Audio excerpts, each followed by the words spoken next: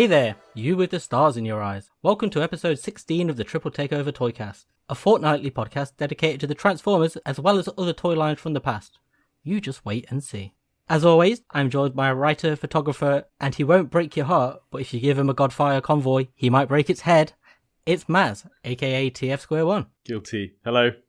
How you doing? Not too bad, thank you very much. And joining us as ever, he's a writer, he's a photographer, he's even on YouTube if you've got that. But to us, there's nobody better at putting our logo all over a pair of leggings. It's Sixo. Aye, that's me. And I'm Toybox Soapbox, or as the guy who's currently reskinning my bathroom ceiling calls me, Liam.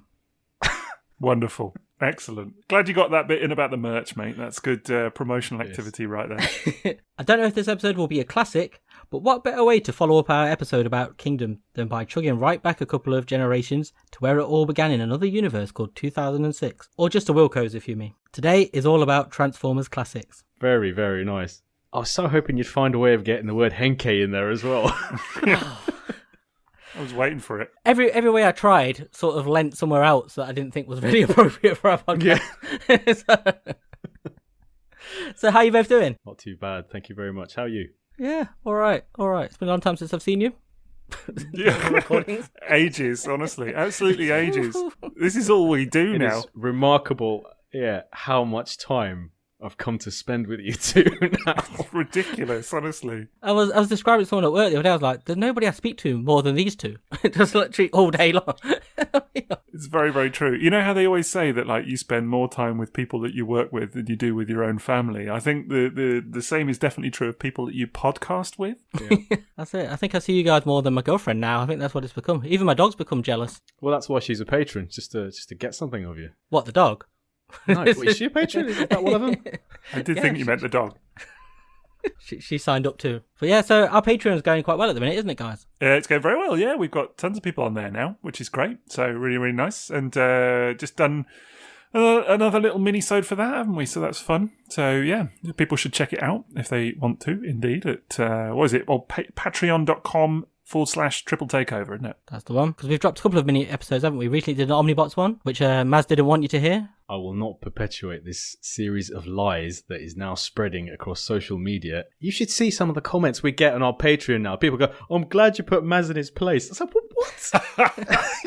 They're clicking their fingers and wiggling their hips. It's wonderful. Absolutely wonderful. The thing I loved is on that episode, without giving any of the actual exclusive content away, was you trying to say, no, I love them so much that I didn't want everyone to talk about them. Yeah, your nonsense name-dropping of Omnibots in various unrelated episodes would have no way done them justice the way this absolutely crystal piece of recording now does. The good half-hour segment that we trimmed out of the first episode that we did, that was... wasn't half an hour. I think it was a meandering waffle at the end of the In my mind, it was half an hour. A very, very good half an hour that no one will ever hear. I liked his pleas in the minisode where he's trying to like cover his back. He's like a politician, coming out going, no, I didn't mean that. I actually meant something totally different.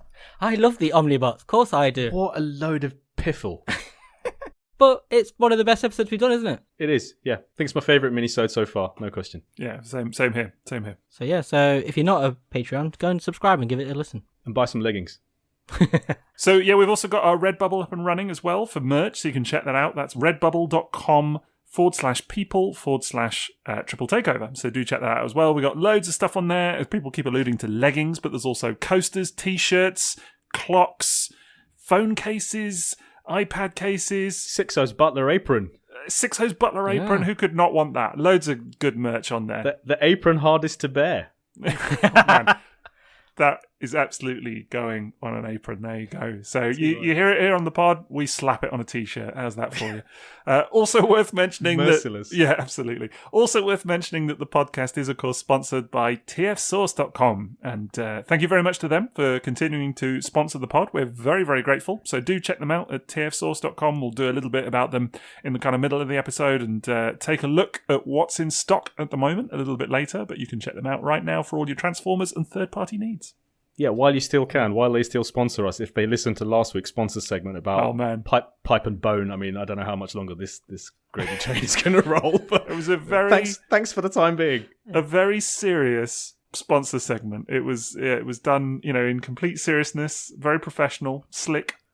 No one will ever forget it. Professionalism was the order of the day there, I felt. Right. As is the approach to the podcast in general. Right, on recent episodes, we've spoken a lot about this period of time, sort of 2006, 2007, so we don't really talk about what we were doing in this time, but it is quite important that we do talk about just a little bit that what it was like sort of for G1 at this point, because that's really where Classics sort of goes, isn't it? It takes its inspiration very heavily on modernising G1.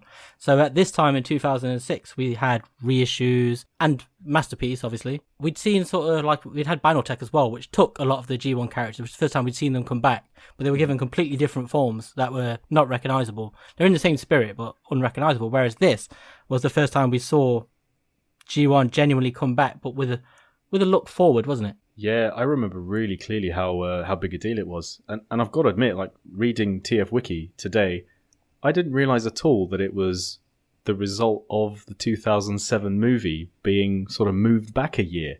Yeah. And so they had to fill this period of time, and they decided to do this Classics line to fill that. And yeah, they took inspiration from G1. I mentioned this on the Masterpiece episode. I remember being at Memorabilia in the UK, a collector's show for Transformers and loads of other brands. And the classics that came out during that period of time were the big seller. Like MP4 was sitting on tables, not selling, but classics, Prime, Megatron, flying. And I remember I had to, leave the table I was working behind and go and buy a set for myself just to make sure I had the ones I wanted, because I knew they weren't going to last the first day of the show. It's such a different experience now, isn't it, where we're so used to seeing all those characters in new forms, or they're always on shelves. Like, even if you look at something like Cyberverse, it's very G1 homage, isn't it? And it's just normal now, whereas back then, seeing something like that for the first time in a shop was just incredible. Like, wow, it's so different. You didn't know what to expect until you actually took it out of the package, because it was so new and different. Yeah, man, we got Prime as a flat-nosed truck. We had Megatron as a gun. Let's not forget, Megatron was a gun in a mainline toy. Yeah. We had Bumblebee as a small, compact yellow hatchback. We had Starscream as like an F-15 style jet. Mirage as an F1 car. It was, it's basically G1 derived mainline toys. Because that's the spirit of it, isn't it? Really, because it started. Was it from a design sketch of Mirage? So that was the first one, wasn't it? I don't know. Definitely we'll talk about the designer of Mirage later, though. But yeah, no, I don't know. I'm pretty sure I'm sure he said that's what he did. He did that for Hasbro, and then when the movie was pushed back, that's how it then sprung into a whole line. So would that have been Alex Kubalski then? That's the I believe Classics so. Mirage and Classics Bumblebee. Him and Eric Siepenhaler. He did a lot of animated as well. Oh, really? God, I hope so. You've said it now. Yeah, I said it now. Yeah. Maybe you've created an internet myth. I must admit, so I'm going to lay my cards on the table here and say that this is a line, and I was going to say an era, but not so much an era, because of course I had been collecting Banaltech, but at this point, post Banaltech, I really kind of took a bit of a dive out from collecting actually, and just did Masterpiece for a good long while. And so Classics for me was not something I picked up at the time. I'm not particularly familiar with it. So if anything, we've kind of got the flip of the Beast Wars episode here, with you two quite clued up and me there kind of, a bit in the dark. Which, now that I say it out loud, kind of makes me want to sit here the whole time, kind of guffawing wildly whilst you two are dropping the facts. Maybe I'll sit here being like, "Oh, man in car, what's that about?" You're assuming we have any facts. Yeah. Oh, he transforms into a plane, does he? You're the professional one. Am I? Right. Okay. That's a nice reputation to have. But what I was going to say was that reading about it, I was surprised as well, like you, M.A.S., that it was all to do with the movie being dropped back a year. So I guess they must have had these designs cooking anyway, or on hand, because it seems very short lead time for them to just drop a whole year of toys. Quite a small year and quite a light line, isn't it? But definitely that they were just ready to roll with that, with the new Optimus and new, all of these cool designs, really nice designs as well from what I've seen of them, and obviously quite. My perception from the kind of outside in is that they're still very well thought of today, still very celebrated designs. They're the birth of what we now call the Generations line, right? It's the birth of Chug as a scale, as a concept of established characters being released in mainline, taking great inspiration from past history.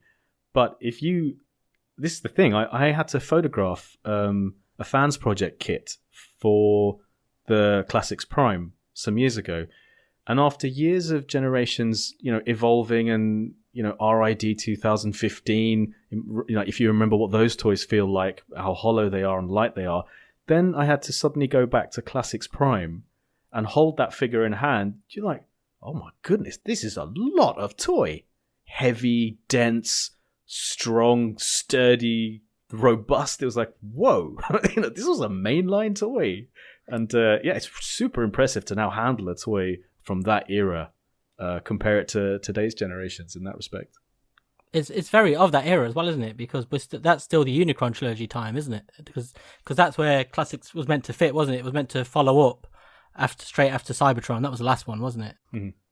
And that's where it went. So it filled the gap between that and the movie. That's what ended up being. But you go back to those toys with all the Unicron, and there's so much plastic in them, isn't there? They're very heavy, and there's lots of features and stuff. And you see that in Classics as well. Like the toy line, it's not a consistent one at all. It's the only thing that's consistent is how everything is different, because you've got so many different types of Transformers in there. It's not like now where you had sort of the triple changers are their own line maybe, or headmasters and stuff like that. It's not a theme, because you've got a triple changer in there. You've got cars, you've got a Conehead, you've got a Dinobot. Yeah.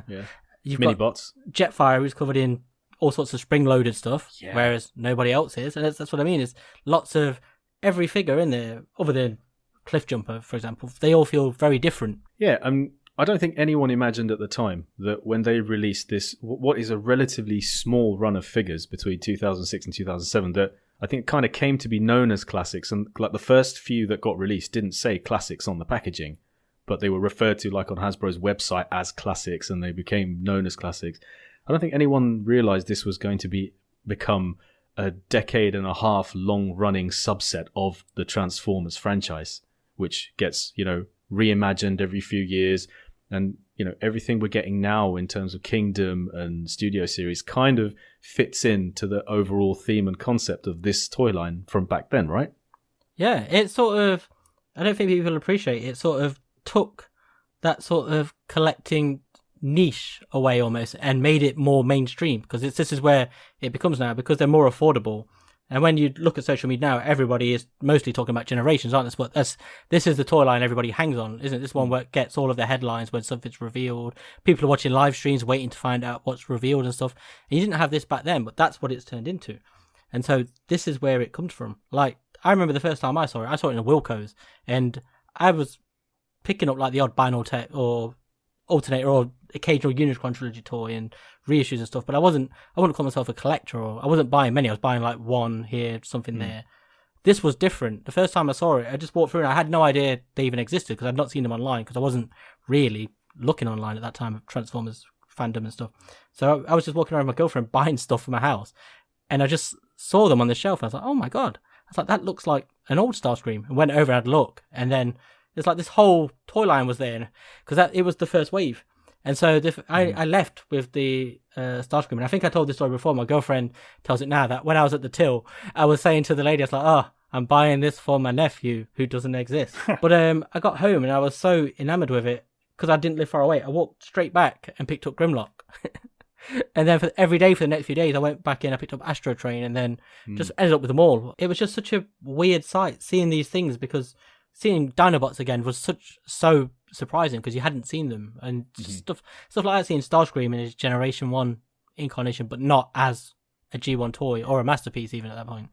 Yeah, interesting. Like, for someone like Sixo, I mean, why would you have not been attracted to picking up those toys at the time? So, like Binotech, we get the masterpiece, understandable, vintage, understandable. This was like a whole new sphere of. It wasn't particularly mainline. Like, I didn't see it the same as Unicron trilogy or Beast Wars or RID. I didn't see it as mainline like that. It seemed like collector aimed, but at a certain price point and complexity. So what was it that didn't appeal to you about it at the time, do you think?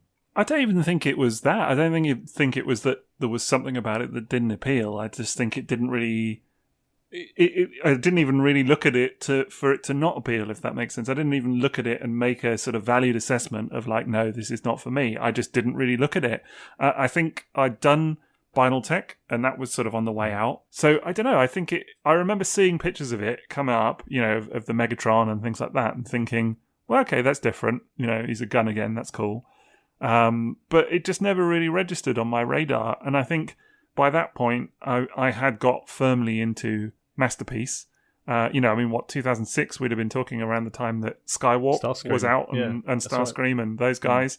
So, and I think at some point I just went, that's where I want to go. That's it for me. And for the longest time, all I collected was Masterpiece. And that was fine. And it wasn't really till the kind of post MP10 era of Masterpiece that I sort of thought, okay, maybe I'll start to branch out a little bit more. But there would have been so much more to branch out to by that point, wouldn't there? Well, yeah, there was. Imagine today's collecting world without the Generations dynasty. Like, imagine if that just wasn't a thing. It would be mad. It would, yeah, absolutely.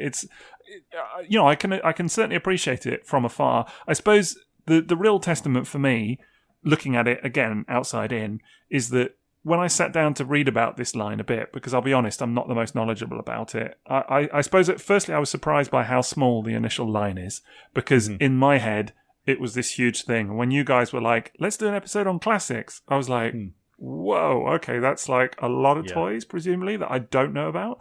But actually, I was really surprised when I sat down and looked at it. I was like, okay, this is like a really, really small line to begin with. Anyway, obviously it kind of mushrooms, as you said, with Chug later on and everything.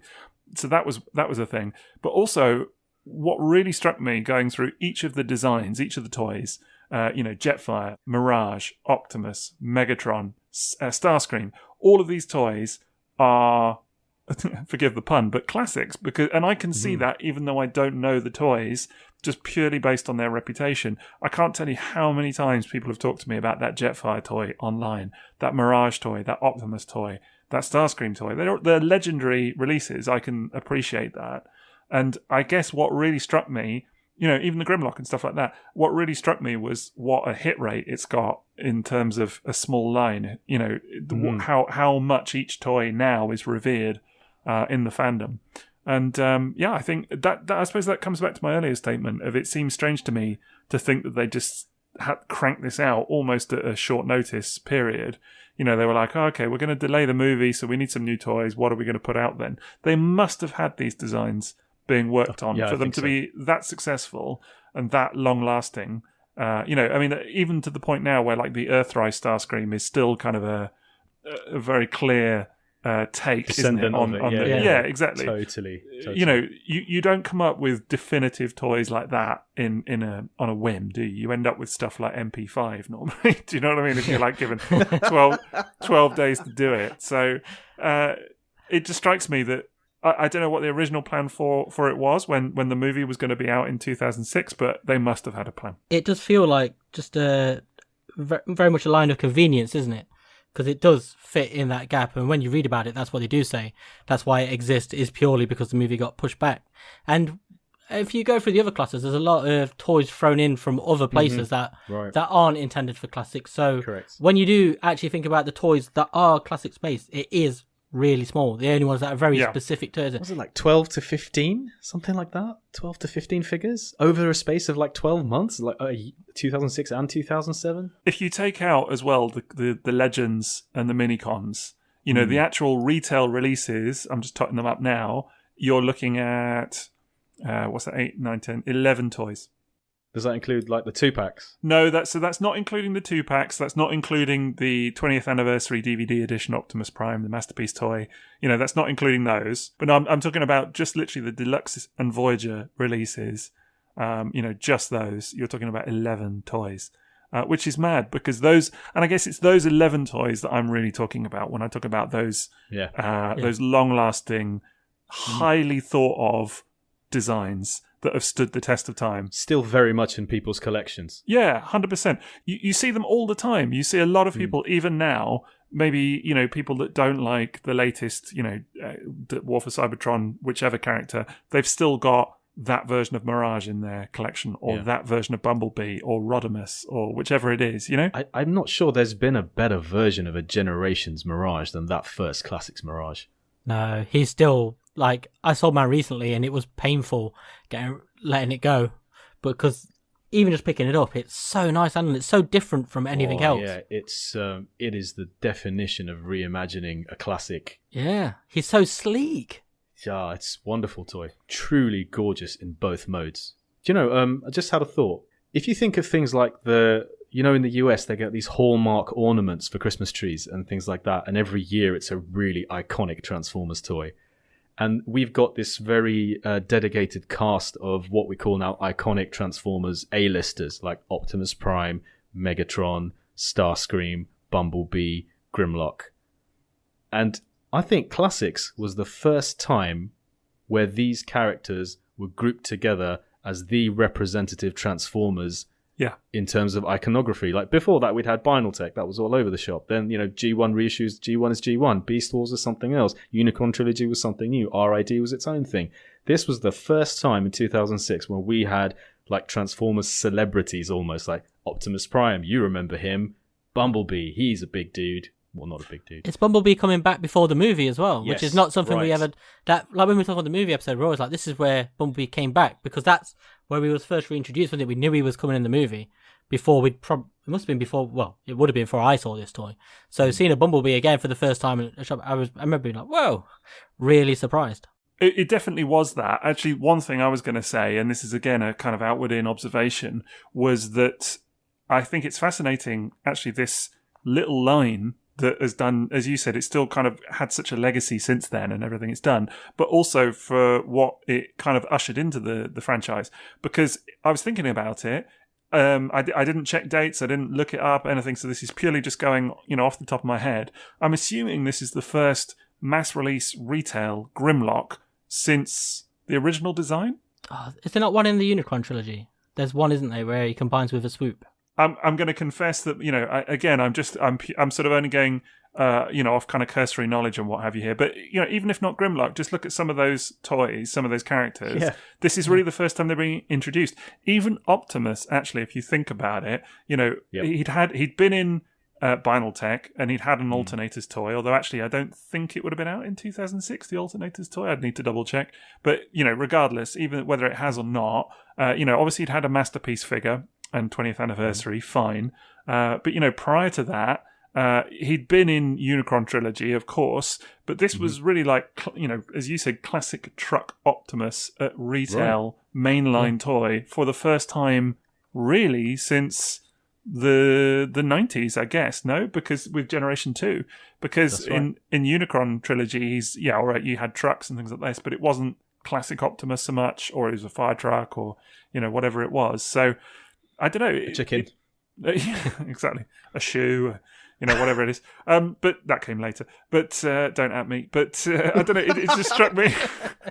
You got to be so careful on these damn podcasts, don't you, to say the right thing. Honestly, you slip up slightly and you just know that someone's going to be like, there it is. Do you know what I mean? You didn't check the wiki on that one. So, yeah, you got to get your facts straight for sure. But we're not as much as we might know a bit about this. I'm not an expert in this area at all, so I'm definitely going to make some mistakes. No, I feel like we're kind of remembering things as we're going and sort of realizing the significance of this toy line. Bumblebee as a yellow mini-bot. Again. Yeah. Astro Train as a triple changing train, shuttle, and robot again. First time. This is where it happened again first. It was the first revisiting. Megatron as a gun, as you said. I think that's huge. A Nerf gun. Yeah, as a big. All right, is a Nerf gun, and all right, they were different. But I think this this one line, bearing in mind it's pre-movie as well. So I guess you always think, don't you, that the movie, as we talked about in that episode, kind of ushered in this era that allowed the kind of classic generations to come back, but actually it had already happened. Yeah, and I think it's important that you sort of talk about a little bit, like what you were touching on it then, is that this line smashed a lot of preconceptions that people had. Like, you would often hear, like, they'll never do Bumblebee again because they can't get the trademark. Suddenly, there's Bumblebee. It'll be like, you'll never see Starscream as a F-15 again at retail. There he is. And there's a lot of that. Like, you'll never see triple changes again. It was like later on in the Unicron trilogy, wasn't it? There was always that thing, you'll never see the G1 style combiners again because they're too expensive to have their own unique molds. Then Combiner Wars comes along and does a lot of repaints, but you start getting all these things again. And it's here that I remember it most keenly, that everything seemed to suddenly be on the table again. Like, it was, because at that point it felt very much like G1 was gone, like long gone as a mainline toy line. It was just as a collector thing, sort of a masterpiece and occasional reissues and stuff. And it was because we were, at that point, we were only getting new toy lines, weren't we? Like Armada, Energon, RID. It was always different takes. You say, I guess you say that, but I was just thinking, actually, what is interesting is that obviously in Energon especially, there'd been a huge amount of G1 homage in there. You know, the fact that they'd done the Combiners, you know, they'd done a Devastator, they'd done a Bruticus, they'd done a Superion. You know, there was a lot of nods in there, wasn't there? You know, things like they'd done a Wheeljack but called it Downshift. And, you know, but they'd done a lot of the kind of played towards, because it was the anniversary of the line, wasn't it? And it all kind of played towards a hint, if you will, of G1 nostalgia. Even though it was still something new. It still felt like, you know, because there was a Rodimus as well and things like that. Oh, yeah. God, we just left that one out, didn't we? Well, right. So, you know, actually, although, yes, Classics was a return to G1 form, you could argue that it's an evolution from the Unicron trilogy as well, in many ways. Do you know what I mean? I don't know. I think it's always tempting to see the UT as something kind of separate, that it was just like that, you know, little block of time where it was like, this is unrelated to anything else in Transformers. But actually, I think maybe it's not that. Maybe they were already kind of thinking, you know, based on Energon, oh, we've had some success with this, actually. We've thrown in a load of nods to the original series, and maybe it's time for a bit of a resurgence. I don't know. Well, didn't we even have, like, an Armada? You had an Armada Starscream, and then you had an Armada Skywarp. And, you know, these repaints based on that original mold were coming out in, you know, remotely G1-based colours again. Is that correct?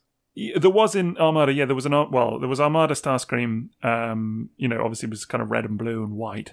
And then there was a kind of Thundercracker version, although in the Japanese version it was just Starscream again. And then they did do a Hasbro version of Skywarp later on, which I really need to track down one of these days. But that kind of came a bit later. So yeah, the nods were there. You know, it wasn't, I think it's what you were saying, Maz, about alternators. It was kind of all over the shop. Do you know what I mean? It wasn't as concentrated. But I don't know. I remember seeing Energon, the cartoon, and thinking, wow, they've done a new set of Constructicons. That's like a bit mad. You know, they've actually kind of referenced something that I loved as a kid, you know. And I guess in many ways, Classics was kind of the ultimate level of that, wasn't it? They were just kind of really swinging into it. Yeah, but with those earlier ones, they're very much nods and the winks and the references to those characters. Whereas this felt like those characters. That was very much the idea of these lines.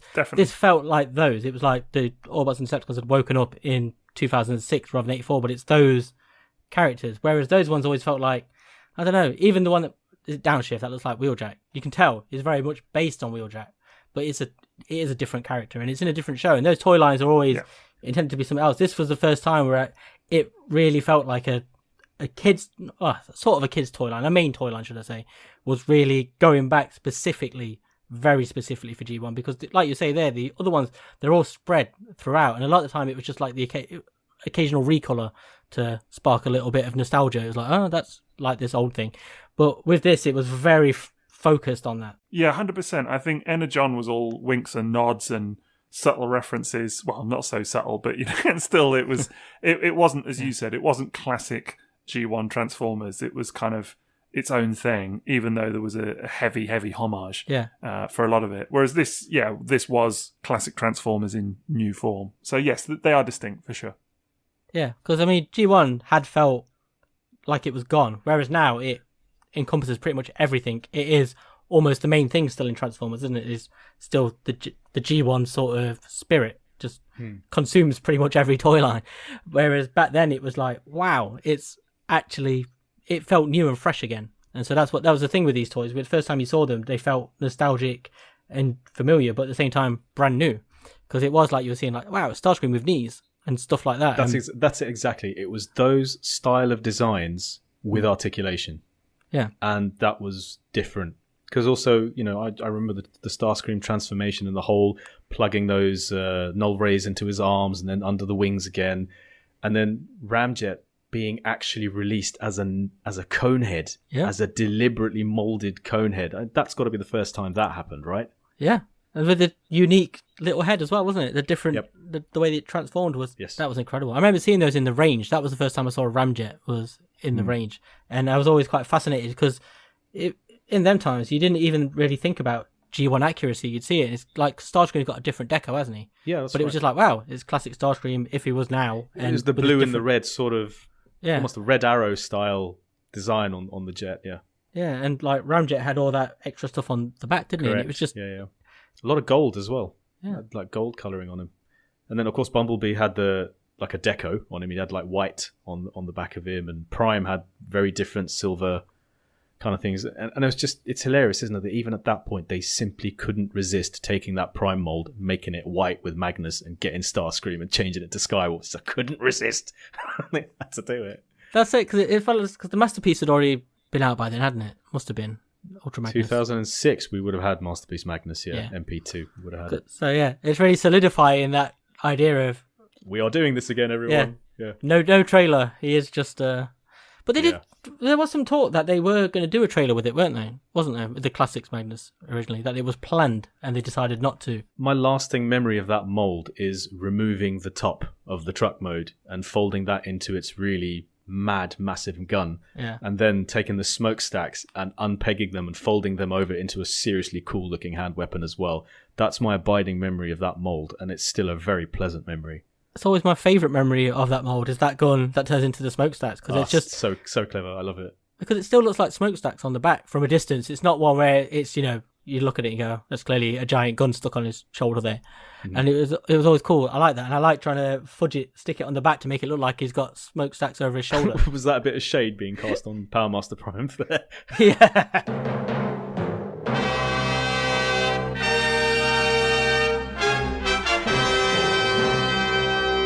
So can I make a casual observation on this toy, on this Optimus? Because I'm looking at a picture of it here now, and I'm just kind of thinking of what you were saying a second ago, Maz, whenever it was about in comparison to today's mainline Generations toys.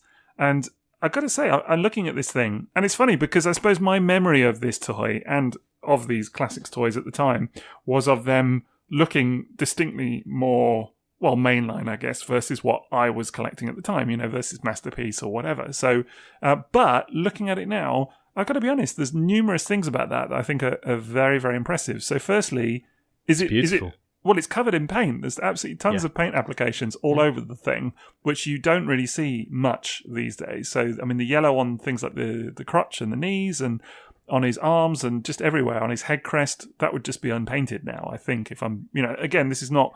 I'm not like trying to sit here and be all, dissing modern toys and things like that. That's not the plan. But it just strikes me as very obvious when you look at it. The other thing is that there's molded sections around the translucent plastic. So whereas now to get the translucent plastic in the windscreen, that whole section would just be entirely molded, wouldn't it, in translucent plastic and then painted.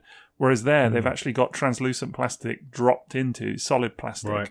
A bit like RID Magnus. Yeah, exactly like that. And you can see it on the shoulders as well and on the chest. It looks fantastic.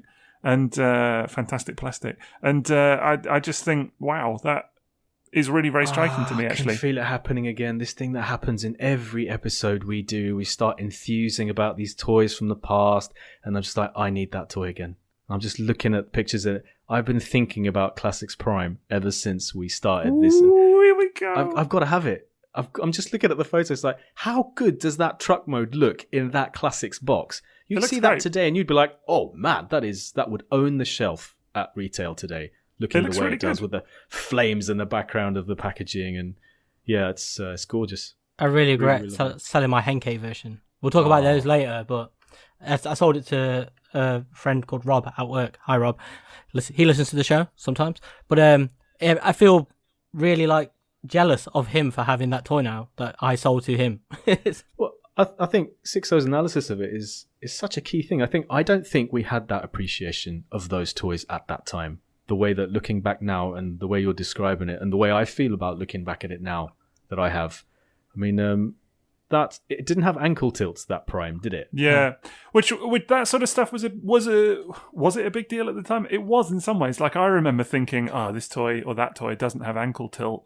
And actually, looking back now, it's such a silly complaint. It's like... Right. But to be honest, I feel the same way about a lot of Armada designs as well. It's like, I remember loads of people complaining about Armada Megatron because it doesn't have knee bend.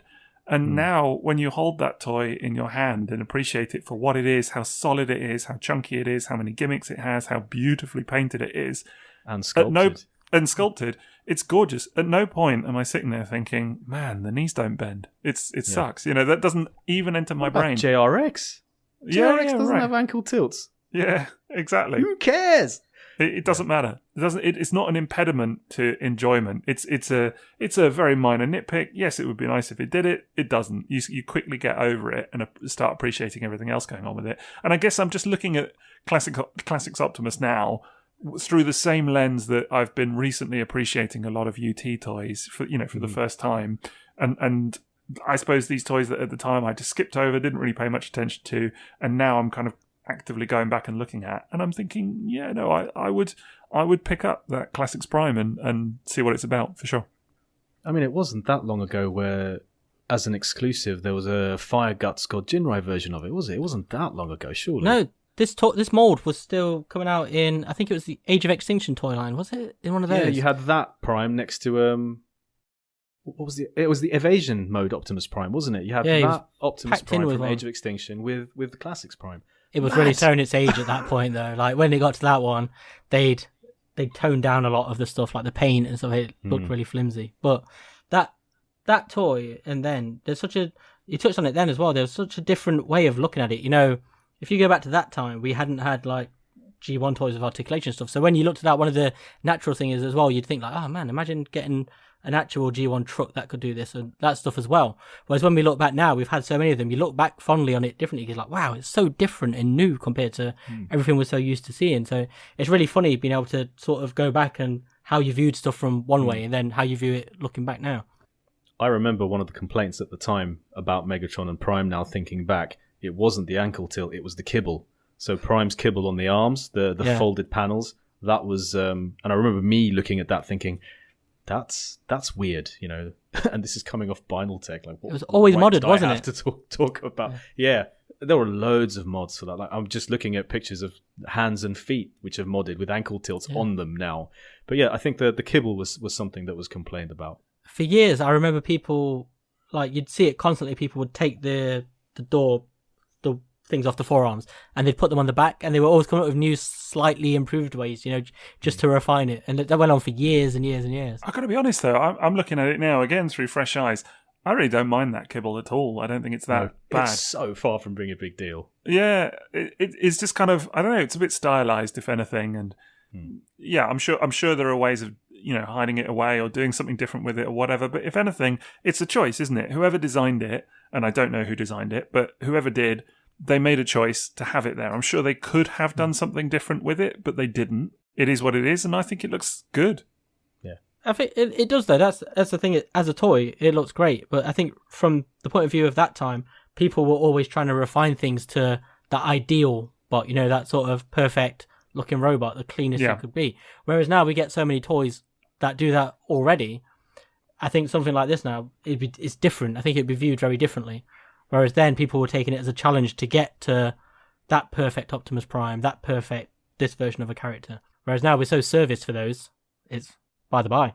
That's really interesting to me. I think that's what you've hit on there. I think that's absolutely fascinating because I think, we've talked about it in previous episodes about kind of looking back at different eras and how different it feels. We did that with Vinyl Tech. We did it a bit with early Masterpiece. I'm sure we'll continue to as well. It's probably going to be a bit of a running theme, isn't it? It's inevitable, I guess, when you look back at a different time. But it just really says something about kind of where we're at now with this kind of wealth of choice and options. And, especially with all the history, if you don't like the newest Starscream toy, well, there's another one out next year, or there's like another 15 of them that have been released in the years prior. So take your pick, really, isn't it? And whereas back then, I don't know, you weren't as serviced for all of these things. But it's interesting that people were still nitpicking it at the time for some of these things, but maybe not appreciating some of the stuff at the time that was right about it. That looking back now, some of the modern toys don't necessarily have. No, I'm looking at that line, just that short run of 11 to 12 figures we said. And I see a lot of exciting stuff there. I've never owned the Bumblebee or the Grimlock. I'm just thinking, what a cool experience is just sitting there waiting if I want to go and explore those toys now. You've never had that Grimlock toy? No, never had the Grimlock toy. Never had the Bumblebee, even though I went to BotCon 2007 and got the exclusive Bug Bite in the box set. I sold that box set so quickly, I never even transformed the Bumblebee. See, the Grimlock, one of the things that took me straight to it is, you remember my classic complaint about Beast Wars was always the Megatron doesn't look like a aggressive T-Rex or whatever. He's still got that kind of lumbering style. And one of the things that appealed to me straight away looking at this was how sleek and sort of he looks so vicious and angry, like a completely different take on Grimlock. Like, it's not G1 accurate or it's something, it's its own thing. And it's a really nice toy. That gets a lot of grief, but I think that, again, is very backward facing, whereas it doesn't have this. The engineering doesn't do this, and things that you appreciate on modern toys. It doesn't have that kind of articulation. But back then, when I got it, I thought he was fantastic. And, you know, he's got his little, like, they've all got spring-loaded weapons and stuff, haven't they? And he does a cool thing where his chest, that whole panel swivels round and stuff, and it's just very interesting. It looks great to me. That period of time, I remember, if it was today, I would probably have bought the entire first wave just to experience them. But I recall cherry-picking what I would buy from even that first wave. I mean, if I'd known the whole thing was going to be 11 or 12 molds, looking back, probably would have picked every single one of them up. But I cherry-picked specifically, I want Mirage, I want Starscream, I want Prime and Jetfire and Ramjet and those, and then Astro Train. That was very me in terms of what I collected. But I can't believe, looking back now, that there were ones where I just skipped. And I think it was because exactly what you say, the way that line was perceived, it didn't feel groundbreaking. It didn't feel like it was the beginning of a dynasty. It didn't feel like a new whole, I don't know, echelon of Transformers product was being born that was going to last 15 years until 15 years old. And these basically like vintage generations toys is what they are. But they are the start of the generation's toys. But they're the start of. It's amazing because it's not that looked back on, and it's not fondly, so to speak, but it's not talked about as much as it should be almost, because you look at every toy line now and it's very G1 inspired, and it almost feels like it's bled out from here. This whole, as it's expanded through the different iterations that have followed, they're all still following that same path up until the sort of later ones now where they've become more and more accurate, but it always feels like it's been travelling that path, and everything seems to have spread from there, because now Cyberverse is like that, and everything just, it's very evergreen now, isn't it? I think that's what sort of Transformers has become. It's become an evergreen franchise, which is why you constantly see those same characters recycled, because they are now so iconic and signature characters. So classics were the pioneers of not pioneering anymore. Yeah. Yeah, that's where it all started, man. That's it. All this talk now of like, oh, it's G1 again. Do you know what I mean? It's where it all began, definitely. But do you know what's interesting for me is that I think all of this stuff takes its place in history, doesn't it? Because it's kind of easy at the time, you know, when it comes out, it's just toys, whatever. But the kind of interest factor is seeing how stuff evolves. And I think, you know, there's a real tendency now to look at new toys and dismiss the old sometimes, you know, so like there's a new Starscream or there's a new Hot Rod, Studio Series Hot Rod, whatever, and to think these are the definitive versions of these toys, we'll never get anything better, you know, that's that. But actually history tells us that it'll continue to evolve. You know, we'll continue to get new versions, whatever. And I think when you look back at some of these older designs and you see their place in history, I mean, you couldn't have gone from the end of G1 or G2 straight to something like Studio Series, for example. That just wouldn't have happened. You couldn't have skipped those decades in between of evolution of toy design, character design, you know, the way that the franchise has evolved, the way that different characters have taken the limelight and everything else. It's all in there somewhere. But I think for me, it's looking at some of these older designs almost retrospectively and thinking that's of its time. You know, it's as you said, it's almost vintage, even though it's not quite achieved that status yet, technically speaking. You know, you can see how it kind of lines up just by looking at the kind of overall evolution of the franchise. I find it fascinating. You know, I'm just thinking to why it didn't achieve almost hero status. And I just think, like, if you think about Classics Prime, it came out at a time where we already had reissue G1 Prime, multiples, and then we had Masterpiece G1 Prime.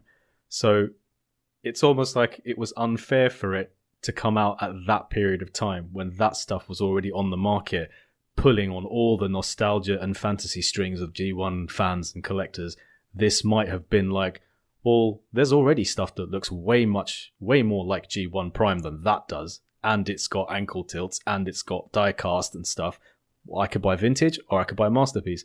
Why am I going to go and buy that at mainline? I think there are two really good reasons for that. I think one is it's such a small line, it's almost you blink and you miss it. And even though it was at retail, I don't think it wasn't everywhere. I only really saw it in Wilco's, and I think Toys R Us. But I remember people talking about it loads. I remember that they were super hot because when they were new, they were super hot. Everybody wanted them. G1 collectors wanted them. But it's almost like, in history, it's remembered differently in a way. Yeah, but there's also that, and it's like we were talking about with Vinyl Tech, there's the movie effect as well at the same time. Right. Literally comes out and changes everything and overshadows everything. When this line was just not dying, but it was cut off anyway because it wasn't intended to go that long. So it's such a short, small line. It's like when we were talking about Vinyl Tech doesn't get the love that it deserves. And again, it's because it's not a long one. They're so small and people move on, don't they, to other stuff. And everything that comes after this, it doesn't overshadow it, but it takes everything from this and just accelerates it.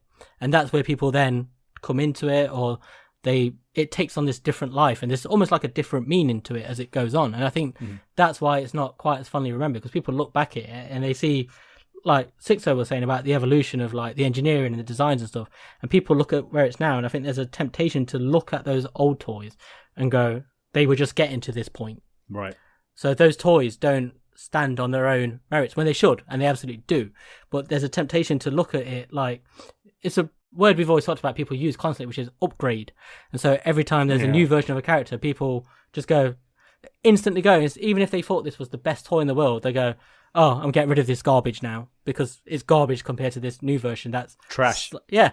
And that's what I mean. There's this perception shifts. And I think that's what happened to classics, is the perception shifted so quickly because the movie appeared, Masterpiece was starting to pick up, and they were servicing different parts and it was pulling it away. But then Universe came in and filled that gap afterwards and took it in another few steps forward. And then it just went from there. So I think there's these different factors why this one just sort of gets lost in the shuffle, so to speak. It's like RID. You remember for ages, RID was the forgotten one, and it's because the Unicron trilogy came and was massive straight afterwards, and people just kind of looked back at RID and went, it's a bit of a filler line with lots of other random stuff in it. And maybe now that's the perception, But I remember sitting in BotCon in a Hasbro panel and then revealing the next series of this type of toy, including the prototype Octane. Do you remember what that looked like? Yeah. And that ilk of toy that was... That's Universe as well, though. That was Universe. Yeah, and we're just looking at that going, that's super exciting. Yeah. Like, people were excited at the time, but it was excited looking forward. Yeah, I think that really is the key, because I remember waiting for those, like when the Lamborghinis were Sunstreaker, those pictures. Prowl, I remember the Datsuns, everyone going crazy for them. But I think it's that thing where people move on, so they were just moving forward with it, because that's what it always feels like. It's always that momentum of generations is going forward constantly, and I think that's what's happened to it. And I think it's the same what we're talking about with Masterpiece, like that early era of Masterpiece, the great toys, and people now look back on them and they're not so fussed. It's almost like, not that they've been forgotten, but they've just been sort of shoved back. Because I think that's what's happened with classics. In that at the time it was massive for a bit, but people then moved away from it because it kept moving them away from it. They just were carried along with it. That's a really good point, and I think that's totally true with Masterpiece. You see it in a way; it's happened again, hasn't it? Because you've got all the sort of pre-MP9, MP10 stuff that we've done an episode on, and then you've almost got the kind of, the original Carbots and then the plus ones, and the whole kind of move to animation accuracy. The style of it all keeps evolving, and it's much the same. You can see it in Generations, that it's kind of going to a place where, with WSC is kind of another evolution of that, isn't it? Because that, although it comes under the same banner as Generations, it has its own quite specific aesthetic again, so it feels like another little shift. It's quite interesting. I did see, though, one thing I will say is that I did a bit of an article recently. I came across, I'm sure you both have as well, this new trend of people taking toys or buying toys from shops and returning them with older versions or inferior versions or what have you in the packaging. Have you seen this? Yeah. Yes, awful practice. Absolutely awful. I don't know who does that, but they can get frankly. But Basically, that's my assertion of the situation. But Sixo swearing is one of my favourite things in the world because you sound so polite all of the time.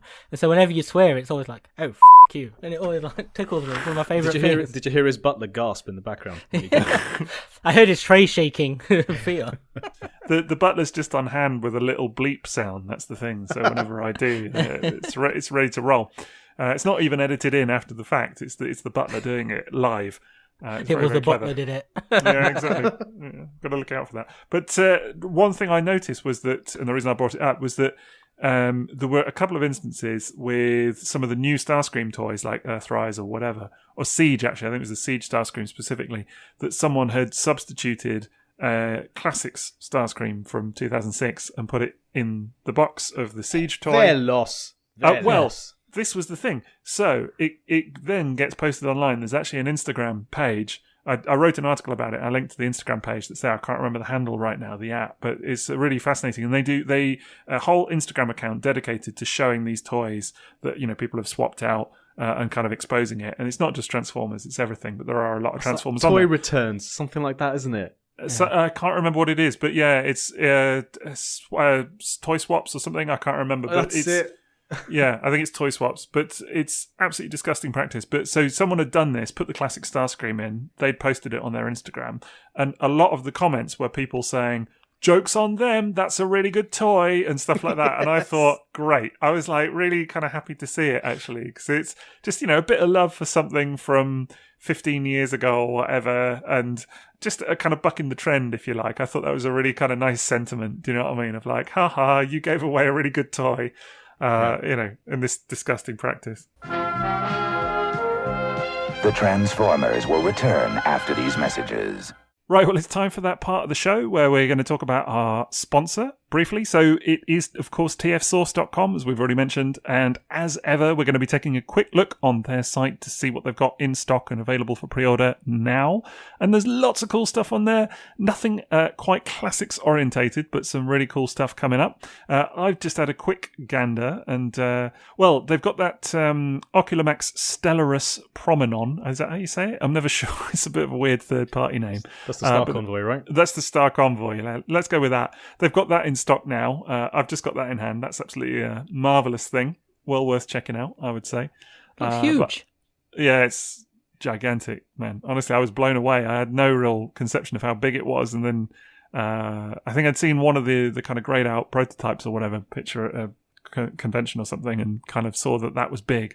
But yeah, getting it in hand, I'm like, woof, it's a massive old thing. And very good value, actually, I think. What's the truck mode like? It's goofy. It's goofy. I'm not going to lie, but that's Star Convoy, isn't it? It's a goofy truck, man. So it doesn't have the automated, the kind of mechanics and that of the original, but still, it's fun. So you can't race tiny little cars about the place. Can't do what I once did, which is race Star Convoy versus Action Master Slicer. That was a lot of fun, just down the old hallway. But yeah, some good stuff there. What are you looking at, Liam? I'm looking for Liam. Did you notice that one of the toilet bots is actually a urinal? Oh, we're back on this, are we? This is never going to leave me alone, is it? You could have a toilet and a urinal. You could create an entire bathroom. Do you know how you keep mentioning this stuff behind me? One day you're going to come on here and you're going to see just toilets on the wall. That's what it's going to be. Just robot toilets. Toilets. But there's some cool stuff on there. There's some, I keep looking at all the new age stuff they've got and thinking that looks pretty cool. I'm looking at they've got the Galactic Odyssey collection of Micromasters up again. That's really good. I recommend that. It is. I've got the two Micromaskers, the two little guys, the little green hot rod and the orange hot rod. And yeah, I'm like a little bit sad to find out that Hasbro just said, yeah, Micromasters are a failure and they're dead. So we're never going to get a Rhino, are we? Out of Ironworks. There are so many of those teams left undone as well. It's a crime. People don't appreciate greatness. That's what I say. I tell you what they do have up for pre-order now is that orange Fansobi Power Baser, the Fire Guts Gojinrai, which I just think looks spectacular. I'm all in for that. Orange God. Is that what they've called it? They called it Orange God? No, No, they haven't called it that. What is it called? It's just called Orange Power Baser. Oh no, it is called Orange God. Oh, I think that's meant to say Orange God Armor, because it's the. You sure it's not Iron Brew? I do like Orange Iron God. Brew Convoy. Yeah, indeed. Iron Brew Convoy. But it's the only fizzy drink they didn't make a prime out of. Well, there you go. Now there is one. Oh my gosh, can you imagine that? Iron Brew up. And that's our TF Source sponsor segment. So there you go. It's ended as professionally as they apparently seem to be destined to do. So yes, thank you very much to them and for sponsoring the podcast once again. And do check them out, tfsource.com. We now return to the Transformers. We were just talking about how these toys are perceived and how these toys evolve and how they're looked at as one step on the evolutionary scale to the perfect fantasy version of it that we might see today. But so MP1 is a great example of, that's the best Optimus Prime convoy could ever be. It's the pinnacle of toy technology.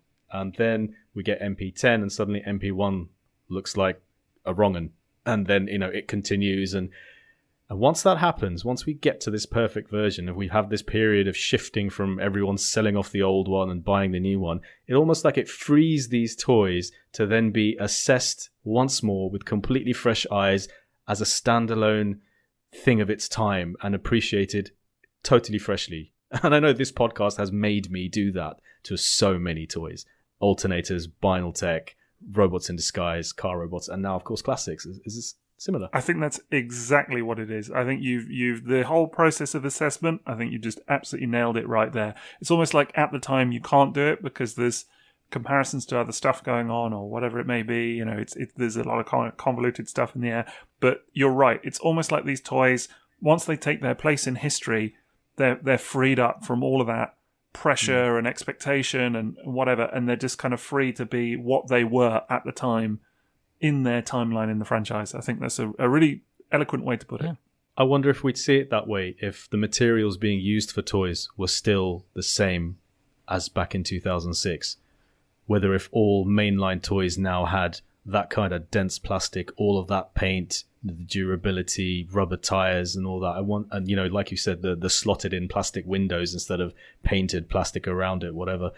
Would we still be doing this, or would we legitimately not have any reason to look back fondly on them because everything has been improved?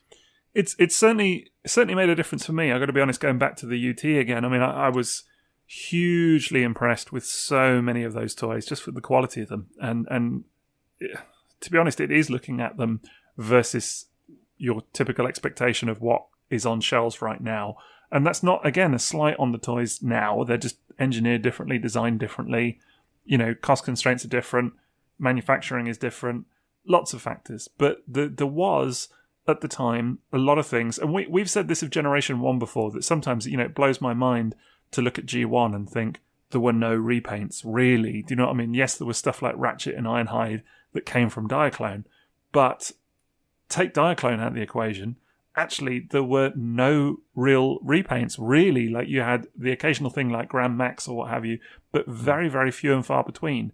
And that still blows my mind today, the amount of metal, the amount of paint, the amount of chunky plastic, all of that. But that continued through for years, actually. And even though you do get repaints, through the UT, even though you do get repaints in classics, actually a lot of the good hallmarks were still there. It's still kind of in its sort of heyday of a lot of money being pumped into the toys at that point. Whereas now it's a little bit of a kind of different thing, isn't it? Where, everything is classic Silverbolt. Well, yes.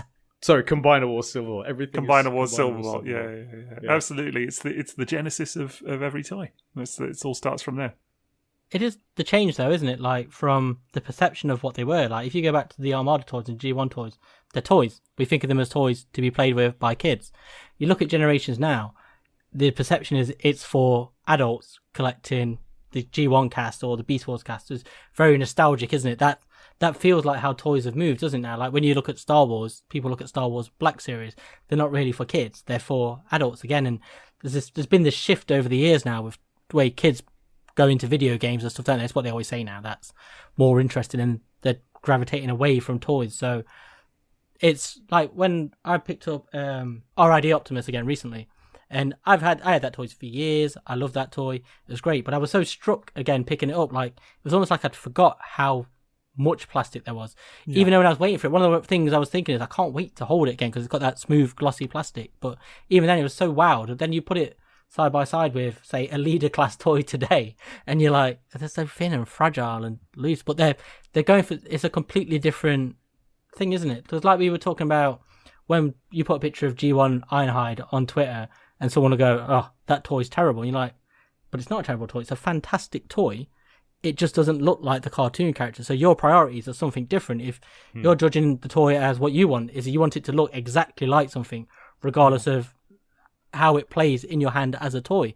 And that's what I mean. Like, you'll see people who go, this is a terrible toy because it doesn't have this degree of ankle bend or something like that. You're like, that doesn't make a great toy. A great toy is the fun you have with it, or the fun a child has with it, should I say, like what they're doing, playing and stuff. And I think that gets lost a lot. And I think you still see it here because they've still got like Starscream's null rays are massive missiles, aren't they? And there's loads of stuff like that. There's lots of spring-loaded stuff, and there's still a very toy-like feel to them.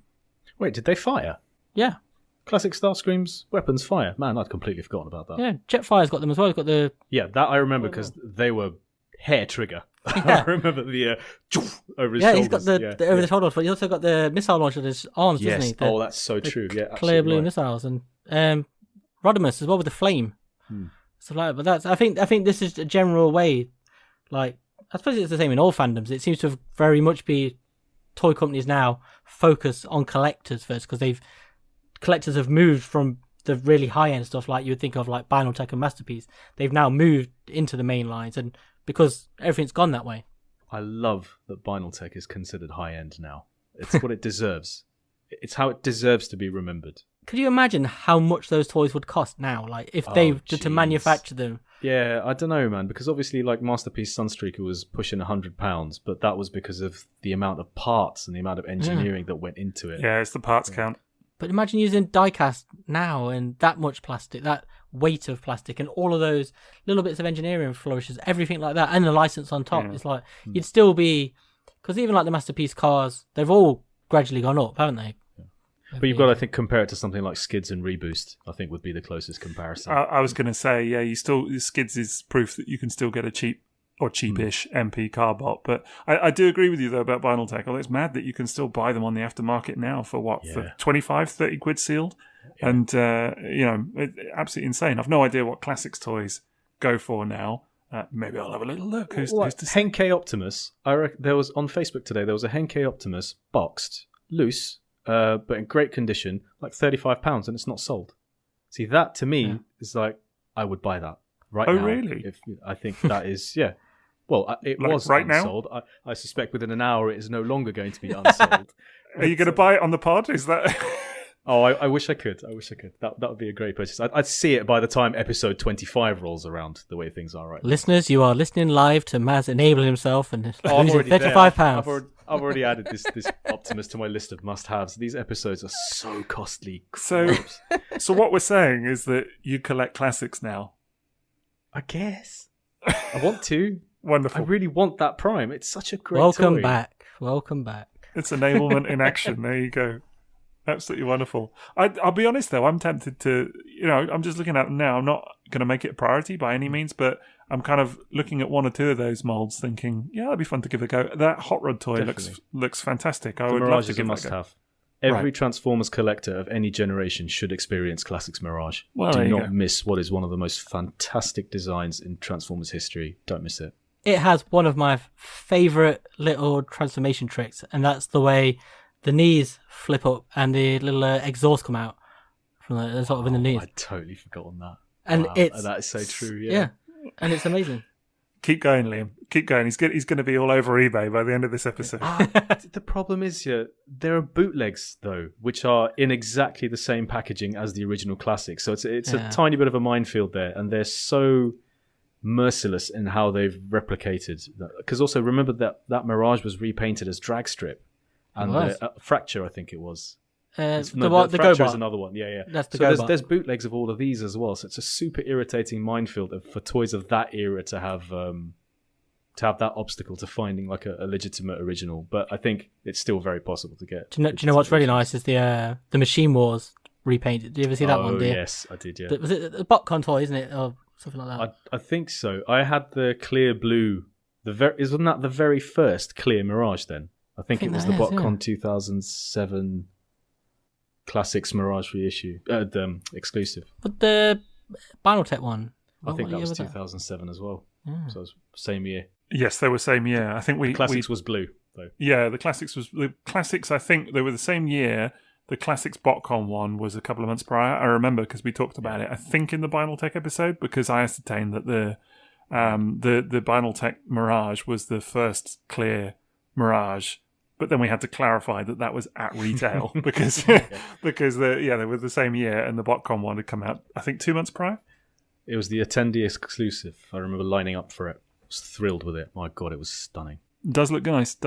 I think I'm just looking at the Grimlock toy that you were talking about earlier, Liam, and I think it looks fantastic. Honestly, there's some numerous elements on that I really, really like. I love the way that the head becomes the feet. I think that's super cool. Yeah. A bit different. Love the way that the tail becomes the sword. That kind of reminds me of the Pretender toy, actually. Pegs onto his back as well for storage. That's really cool. Love the head sculpt on that thing.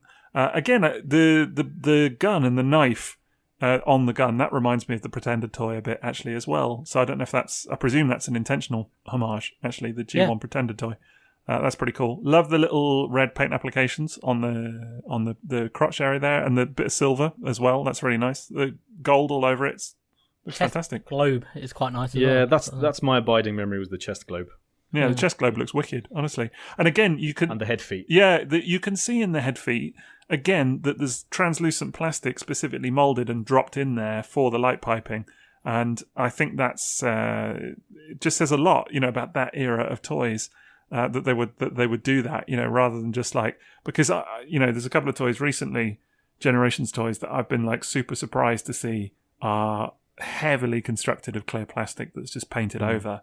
I remember Snapdragon, actually, the recent Snapdragon, being quite surprised by how much of it is clear plastic that's just painted in order to get a clear plastic canopy and things like that. And it was like, wow, that's really not very durable either. I mean, it's like mine's already covered in paint scuffs and all the rest of it, just from playing with it with my boy. It didn't take Classics long to get there, though. I think the 2008 Universe 2.0 Prowl was one of those that had a lot of clear plastic, and the paint just wore off so badly. It will do. He's notoriously fragile. That toy was. That was only 1 year after this particular line of Classics was done.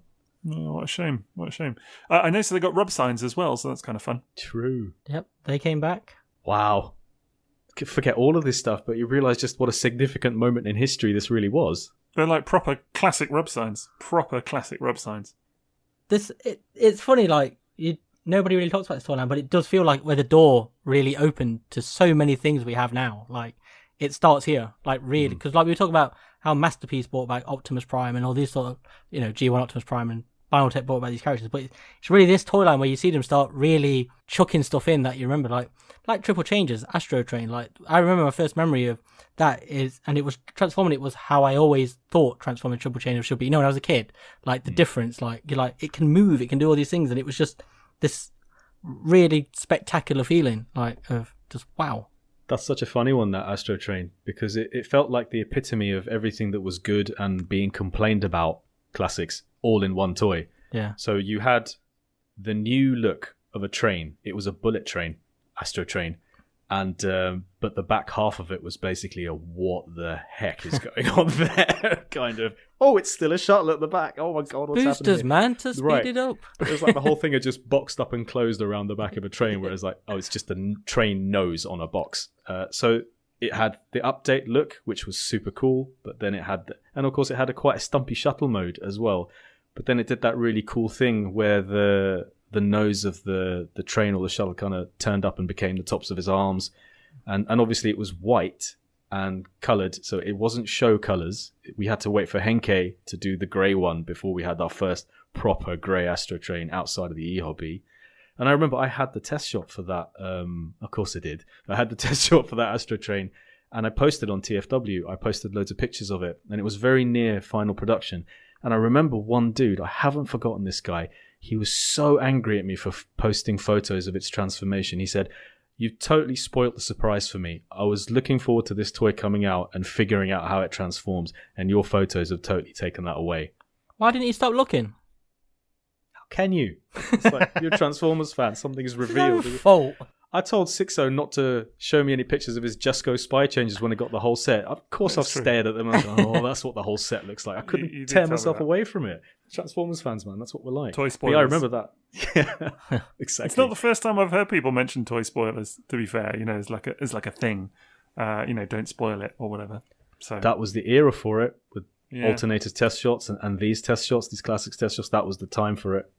And I remember getting that reaction when I had that Astro Train. I just remember how much I used to enjoy the way the train nose goes onto the sides. There's like a little dip in the wings for the wheels. Yeah. And that was just such a nice little, a really soothing feeling, but connecting them. That's what I loved about that toy. It's so satisfying.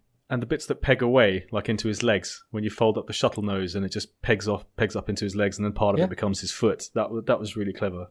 And the old wing on the chest is there again, isn't it? So I get that obviously the difference between Henkai and classics, and very different decos. What's the kind of preference then between those two, do you think? Because I can imagine that, there's the old nutshell, isn't there? The old classic of, the Takara version. Ooh, and I've been very guilty of that. Yeah, this was a really big disparity here. I think this was one of the... The Takara version was a real thing here. Totally. Yeah. Like, look at Megatron. Megatron was no longer in Nerf colours. He was in actual Megatron gun colours. Yeah. Well, even it strikes me that the Henkai versions are more kind of classic colours, aren't they? Because as you said, the Astro Train is classic Astro Train colours, not toy colours. The Optimus is kind of more straight up G1, kind of loses some of the silver and yellow and stuff, but kind of replaces it with more red and things like that. And, but you did see a lot of that disparity through the Unicron trilogy as well, to be fair. I mean, you had some, like Scorponok is the one I always think of, things like that, of like how different the Takara version was versus the Hasbro version, an entirely different paint job. And there were numerous examples of that. But so what is the kind of general feeling here? Because I don't know of which is preferable. I'm guessing it's Henkai. I think if I was to go back and buy these toys, when I go back and buy these toys, I think I want the Henkai version of Megatron, and I want the Henkai Prime. I think I'll definitely look at those. And I'd love to see what the Henkai Mirage would look like. The Prime, though? Just out of interest. I think it's, Steve, good mate Steve, 33, he brought his Henkai Prime round when I wanted to add the Fans Project kit on. And I just remember being utterly blown away by how beautiful it was. And I think that's just stuck in my memory, and that's the one I'd like to experience. It was the Henkai Prime that I recently sold. That was the one. Because I've had both. But the Henkai Prime it's amazing. They're the same toy, but it's so much nicer. Like it's more saturated, and the colours are so much nicer. And it's here again, though, that you start seeing this thing about this G1 accuracy, isn't it? That difference between Hasbro and Takara. Because you said there you saw it in the Unicron trilogy, because they were more show accurate, weren't they? There's a lot of different decos. But it's here where the notion really leans in on they're doing more G1 versions of these characters. They're taking them and that G1izing that, because like that whole time, like we were talking about Banaltech, but people were customizing everything to look more G1, weren't they? Absolutely. That was really like the focus for those years. Was everything was like what Toy Hacks came up when the Reaper Martini labels. stickers. Yeah, that was their motto there, wasn't it? Accurizing. That was for ages. That's what they did. Like their set. Because they would do like for the not generations, but classics characters. Like they did a whole set to remove Starscream's paint and stuff like that.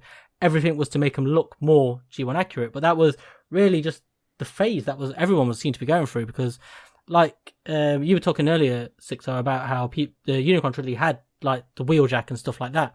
And people would put those in with these toys for years, wouldn't they? As stand-ins. They were like, this is a classics Wheeljack for ages.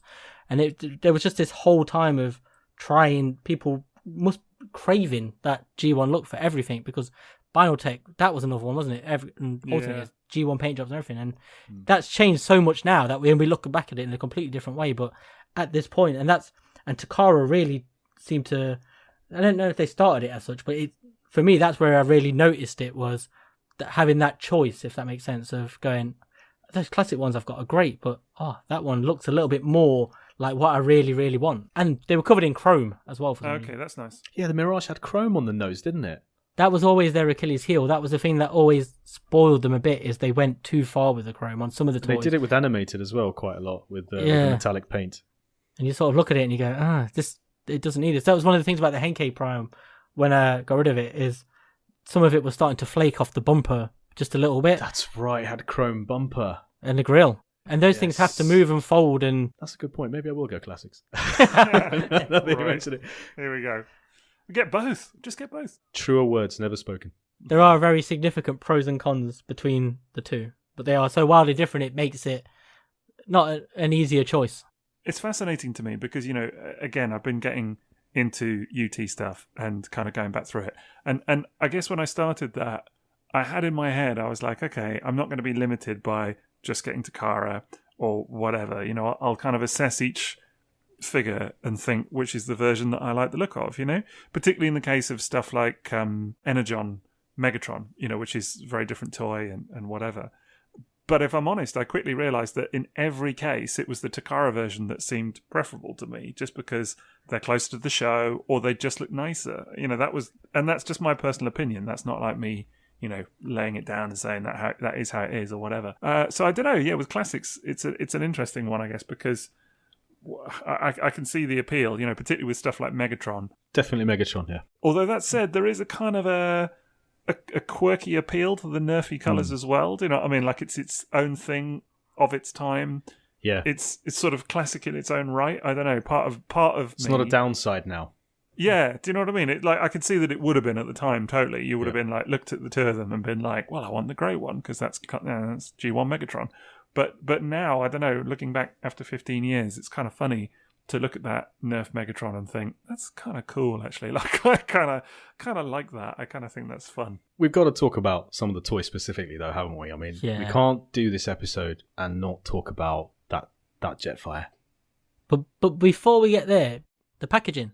Yeah, okay. They're very big bubbles on cards, but they have this thing that I've never seen replicated anywhere else, which is there's like a little flap that flips up. The little fold-out card, yeah. Velcro as well, isn't it? It's like you pull it up and it's on the front of the card, so it show like Mirage's vehicle mode, and you flip it up and it's a robot, isn't it? But it's the Velcro. It's just a really like surreal sort of sticky thing, isn't it? That was cool. Now that you mention it, yeah. And you could keep it, obviously. Is that just classics or on Henkai as well? That's classics. Just classics. Henke had this amazing artwork, didn't it? Like really nice drawn art of the characters sort of transforming and stuff. Beautiful, beautiful packaging that was. But yeah, the classics one it's just a really neat feature that I've never seen anywhere else, on anything else. I remember a lot of flames. Yeah. Yeah, in like the insert packaging, loads of flames in the background. Like everything was on fire. Everyone was just like running out of a burning building or something, is what it felt like. Yeah. But with the classics packaging, just before we get to the toys, that's one of the things that sort of homogenized so many other toys that they put in there, like Masterpiece Prime and all those other things. Reissue Soundwave. Reissue Soundwave. The Pepsi Prime. You remember where they made a whole new Pepsi Prime? But they've all got that same packaging, and it's this whole sort of era. I do know some of that packaging. I mean, I had the 20th anniversary Prime, but I can't remember the name of the version now. But that was the classics one, wasn't it? That was from there. Yeah. It's so weird that some of those toys kind of getting released in that era. And was it the Walmart Starscream was part of that as well? Yep. That's I right. think so. It Absolutely. was, wasn't it? The Masterpiece Starscream, and I had that as well. So that's, I guess toys that did catch my eye at the time that were technically part of that line, but not really, I guess. And I still have the Pepsi Optimus Prime now. Fantastic. Is it the reissue Soundwave there that's got the Sound Blaster chest? Yes. Is that the one? It is, isn't it? And it's got that fold out, that box where you open it up and there's like a pop up thing. Right. Yeah. Because you still see that about now. It's still That's the one I have. Oh, is it? Yep.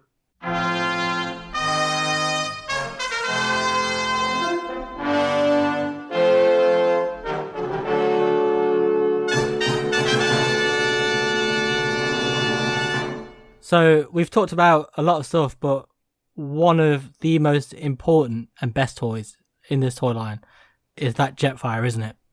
Yep, 100%. I was blown away by it at the time. Even though I could barely get it to stand, it was fantastic. It's got very funny feet. Yeah, and a Valkyrie-style head. It's the first time we got a Jetfire with a replaceable helmet, which kind of took it from show-accurate Skyfire. It's the first time we had a show-accurate Skyfire head, and what a head sculpt it was. What a standout head sculpt. And then, of course, he had like a Valkyrie-style mask. Not particularly accurate, but like a masked face with a visor and an antenna. Like, unthinkable. And it's part of the transformation as well into the jet mode. The mask Yeah. it stays on. It's the only Classics toy I still have is that Jetfire because it's so good. It still stands up now, but there is so much about that toy that was amazing at that time. Because I remember for me, it was almost like the first time I saw Masterpiece Prime, I was blown away. MP1, not MP01, but I was completely blown away. And I remember the first time I saw the Jetfire in person, I was walking past the Forbidden Planet and it was in the window. And I was just like, Yellowing. oh my god. Yeah. but the first time I saw it, my mouth was like agape because it's almost a cartoon style Jetfire. Because at that point we'd only had the G1 toy, which was nothing like the cartoon. So this was the very first time seeing anything even remotely like that, wasn't it? Yep. But it had so many nods to the original toy as well. And that's one of the great things about super mode cannons and the armor. Yeah. That's one of the things that's been lost in generations over the years is that fusion of different stuff. Because it's also, the robot mode is very cartoony, but it's actually inspired by IDW's Stormbringer, wasn't it? The Don Figueroa drawing. That's where the robot mode details come from with the big circular shoulders and stuff like that. I didn't realise. Yeah, so there's a lot of weird stuff like that. There's so much in there in that toy. And it's just an amazing toy, isn't it? It's got so many features. I actually read about that comic cover for the first time tonight. I mean, that design is one that I'm, I guess, so familiar with now, just sort of second hand. I've never owned the toy, never handled it. So yeah, it's remedy that. It's fantastic. Yeah.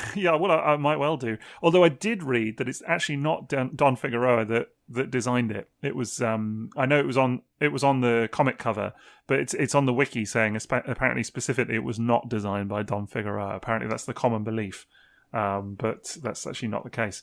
But I definitely plan on picking it up. I think you posted some pictures of it recently, Liam, right? And I think in your your hangar setup, it looked absolutely amazing. In my private hangar bay, yes. Yeah, exactly. So Maz is now showing off pictures of it, or attempting to. Yeah, that's gorgeous. I love that Jetfire toy. I was so stunned by its head sculpt. I didn't think there could ever be a nicer one than that on a Jetfire toy. But they've managed it since, amazingly. And again, it's another one where the Henke one is more show accurate, isn't it? But and I kicked myself because at the last TFN, I think it was In Demand, was selling boxes and boxes of that Henke Jetfire for like 20 quid. And at the time, the Siege one had just dropped. I know I had the Classics one, so I was like, I'd just be wasting money. And now I regret it because it's so pretty. And it's the first one where we got the Dark Skyfire, isn't it? I do remember that. The one I got before that was the Dreadwind in the BotCon set, which was glorious. Yeah. But yeah, I'm looking at the Henke Jetfire now. 20 quid for that. Oh my god. Is that right? I know you've not owned it, Sixo, but it's so cheap you can still pick it up now, but it's well worth it because it's got so many of those like Unicron trilogy things, but with a leap forward with articulation and stuff. So really loud ratchet joints on the shoulders, aren't they? And the way the mechanisms move to move the arms down for jet mode. And of course, it's got like Macross G1 style feet that open out the way that G1 Jetfires do. Yeah, but they only open like slightly, don't they? Yeah, that's the kind of thing. They're not the best feet to stand a robot on, especially with his backpack on. But taking those photos that Sixo was talking about earlier, every time I went to take the photo, like he'd just fall over. Yeah. It's like he was doing it on purpose. Like the slightest movement just caused him to topple. But it was so exciting to see that for the first time. Like I was saying earlier, it just suddenly felt like things were on the table that you would never have thought of before, like to get toys. You see, now you mentioned those rocket launchers. I remember them so clearly on his arm now. Like, absolutely, yeah. But it's that, isn't it? Because it's still got the armor like of the vintage toy, and that's one of the fun things. It's a Jetfire where it's very much a mix because that fastpack on its back isn't like the cartoon at all. It is like the toy, but sort of on steroids, isn't it? The way it sort of slides open and flips over the shoulders. So yeah, I love it. It's just an amazing piece, and it spins around as well. There are so many like little thoughtful moments in it like that, like where they know what you're going to do, so they've put it in rather than leaving the feature out, so you'd have to rip it off and try and fudge it into the way you want it. Not bad for a filler line. No, and it's amazing because, like we were saying about the Optimus being amazing, but Jetfire really feels like that to me. That's the banner toy of that toy line. That's the one of everything because it's just that special.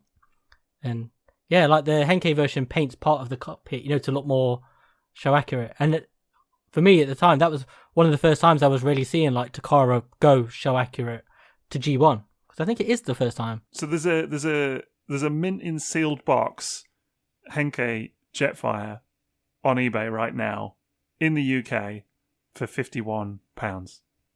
Is that? I presume that's good. It's not bad.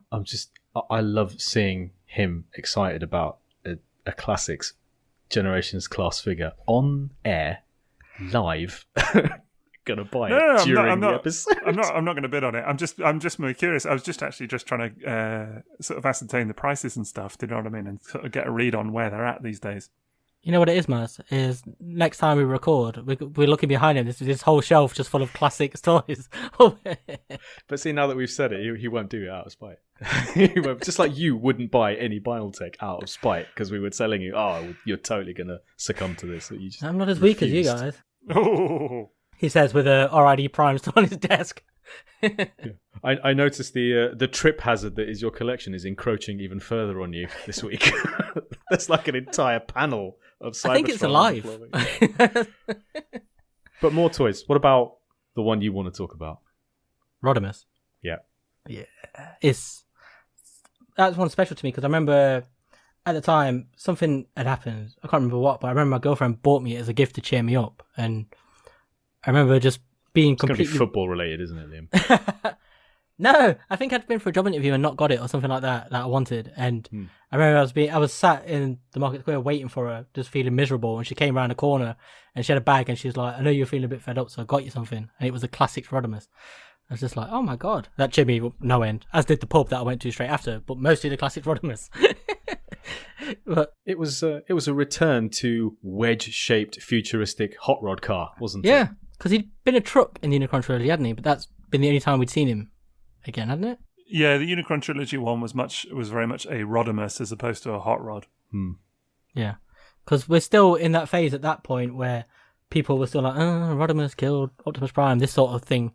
So seeing a new hot rod toy was just fantastic. And it's not a real car mode. It's very stylized still, isn't it? I think it is based on some sort of concept, isn't it? But it has stuff like that. The gun turns into like the Batmobile style flame thing. And the missile is the flame, isn't it? And is that the first time they did that kind of molded missile sort of effect weapon in Transformers? Was that the first occasion that happened, or did that exist in UT as well? Because I seem to remember UT had these really like standard long thin style missiles. Yeah, generally speaking, they did have some of that, as opposed to molded how? So it was basically molded to look like a flame or snot, depending on which angle you viewed it at. So like blue chewing gum. That's all they chewed like. Yeah. So they'd actually, instead of molding a proper like missile-shaped rocket, it was molded to look like a flame, but it could clip into it would go into the launcher and you could fire it out. But that's the first time I remember that happening. A lot of the UT missiles, just from my experience anyway, are quite generic. You know, you could easily not know whose is whose. You know, there are a lot of just kind of fairly standard, straightforward missiles that certainly I've had it where I'm like, oh, which one is this? You know, it's just really the colour of them that more than anything that helps to identify them. So you know about its most secret special feature? I do not.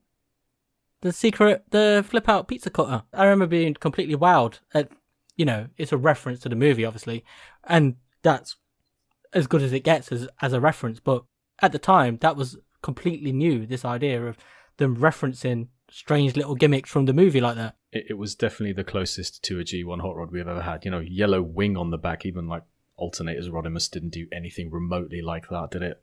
Yeah, but the way it transformed, it's like the bits popped out of the chest as well. The way it slims down, but there are like little details underneath and stuff, and it's just a really, really cool toy. That's a toy that people will complain about its articulation now because its elbows are basically just a hinge and the things are a bit limited, but it didn't need it. It's another toy like that where it's got this just, it changes the way you look at Rodimus as well, because in the movie he's so slender and like human-like, isn't he? Almost, he's got the Emperor. He's bulky here. Yeah, he adds blocks to that sort of svelte and persona, and it's a really nice take. It's something different, and I really appreciate that about it. It's a lot. You notice the details on his shin that sort of reference the G1 triangular stickers. Yeah, that's a really cool touch. It's like we were talking about with Jetfire. These guys in particular, I think the reason those ones are so special is because there's such a fusion of different ideas that you recognise from different places. Optimus is a new version of an old thing, if that makes sense. Yeah. Whereas these guys feel like a lot of different influences thrown into it. The same with Mirage, with Optimus, he's a new version of something you recognise. And that's what's so good about classics, I think, is it wasn't one theme. It wasn't like every toy had the same end goal, just in different sort of ways. It was, there's so much, like the triple changer, the Dinobot, and everything like that. There's everything in there, and I think that's what's so good about it.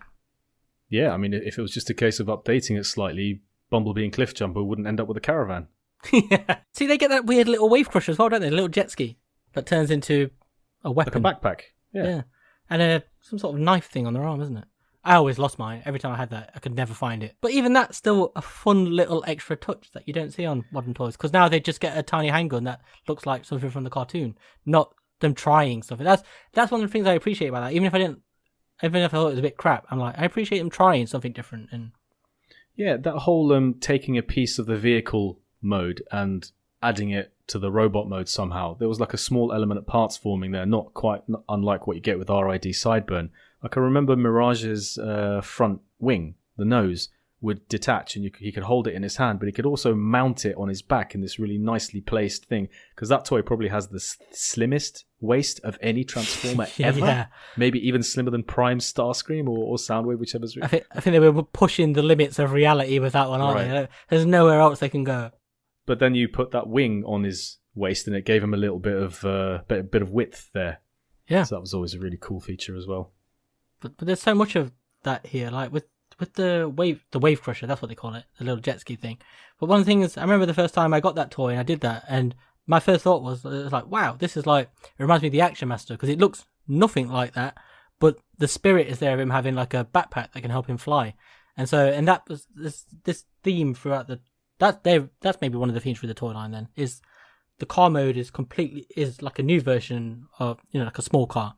Mm-hmm. And so this Wave Crusher is like a new version of him flying, and it's in homage to the Action Master in spirit. And that's one of the things I always liked about this, is everything's in spirit rather than being like an exact hitting you over the head, so to speak. I was going to say, is it the first time a Bumblebee toy has had a proper humanoid face? But that's wrong, isn't it? Because Pretender's Bumblebee, classic Pretender Bumblebee had a... And the Action Master.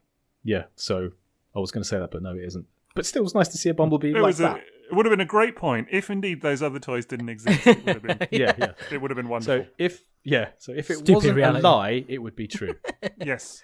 Right. And it would be such a wonderful truth as well, if it wasn't a lie. If it was factually correct, it would have been an excellent point to make. Yeah, right. But I think it's the first time we see Cliffjumper as just a red Bumblebee, isn't it? Is that the first time? But it was definitely the first time Classics Bumblebee had that face. Yes, that's true. What, you were saying it's the first time Cliffjumper has been a red Bumblebee? No, but I mean, I think it's the first time we just started seeing him constantly knocked out because there was a period for years where he didn't get his own head. It was always just whatever Bumblebee was, he was just the automatic red repaint for a long time, wasn't it? Even in the 07 movie line, yeah, absolutely. Yeah, so I think this is where it really starts, is there, as I think in the classics as well, because he was the only toy I didn't initially pick up because I'm like, I don't need it. It's a repaint. I've already got the Bumblebee. At this point, I was at that phase in my collecting. Right. But yeah, it's very much that early, because if you remember like the early like universe stuff, you'd often just get repaints where it's exactly the same head, just in a different colour, and they go, it's this other character, and you go, no, it's not. And Cliffjumper felt less like that, but at the same time, you're like, I could just give him a new head.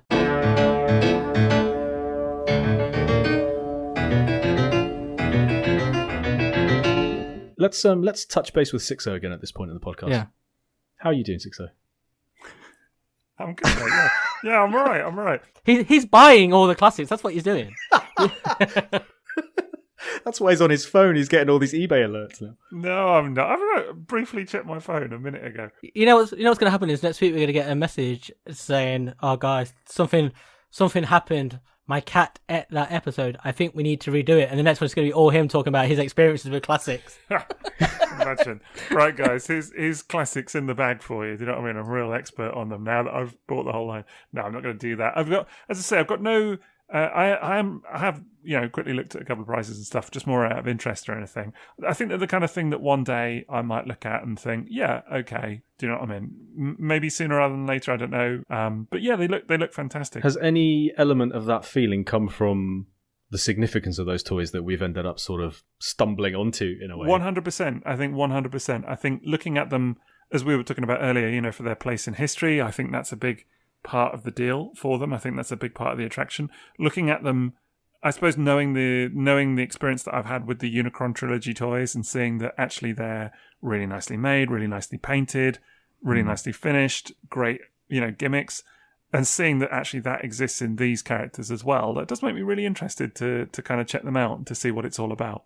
So yeah, and I suppose just the sort of, forgive me for using the word, but the classic nature of those toys now, as we said, the fact that there are like Jetfire, Mirage, that these are now celebrated versions of those characters. I'm so glad Mirage squeezed into that celebrity list. Sixo VIP list. Well, no, Transformers VIP. Certainly Maz's VIP list, yeah. The fact that they are such celebrated versions of those characters, just it does make me, keen to see what it's all about for sure. There is something quite magical, which I think you would appreciate, Sixo, because you like the Unicron trilogy toys. You get they are toys and they're fun, because these are the Generations toys that feel like, having G1 characters, but in that sort of Unicron trilogy sort of RID style, if that makes sense, like with the thicker plastic and that kind of tactile touch, the way things transform with the really loud clicky joints and stuff like that, where it's not all about hyper articulation and looking exactly like a show. And so I think that's why they stand up so well now, and I think why you would appreciate them more is because of that, because they still feel like toys, but they feel very much of that ilk. Another concept to do with classics, and again, correct me if I'm making facts out of not facts, but Lies. that Starscream mold, I mean, does that still stand as possibly the most repainted mold in Transformers history when you think of how many different versions of that Seeker jet came out?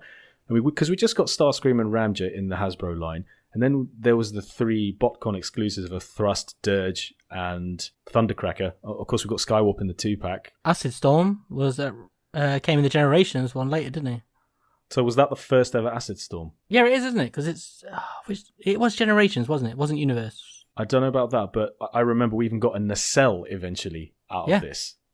A nacelle. Was this not where we first got the Rainmakers as well, and all of those in the club? I feel like there are tons of these, because then there was a clear version as well. There were all sorts of Japanese exclusive versions. Then, of course, Thrust, Dirge, Thundercracker, they all came out in Japan as well.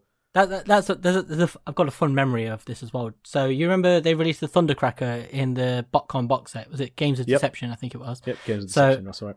I don't know if you remember, but a few years later, when we were into the Generations, when it was actually called Generations, they released the Thundercracker, and I remember this was one of the first times I saw like a fandom storm and somebody trolling, and they did it masterfully. I'll never forget this. But I think he started a thread on the TF Wiki saying he was suing Hasbro, and then some guy signed up pretending to be his lawyer, and people really bought into it because BotCon had released this Thundercracker, and then Hasbro released one in Generations, and it just took on this life of its own. And it's one of the funniest things I've ever witnessed, because you could see people typing, but you could just imagine them going like absolutely red-faced. They were so angry at this guy who was saying, I'm suing them, and he just kept posting stuff like, yep, my lawyer's been on the phone, he's done this. But people really bought into it, and it was amazing. Be really careful when you use the word exclusive with fans. You got to be really careful. It doesn't come back to bite you in the arse. But people were so mad about it as well. That was one of the first times I remember people being legitimately angry that like a retail version of a toy existed. They were like, I wouldn't have got this BotCon toy if, and you're like,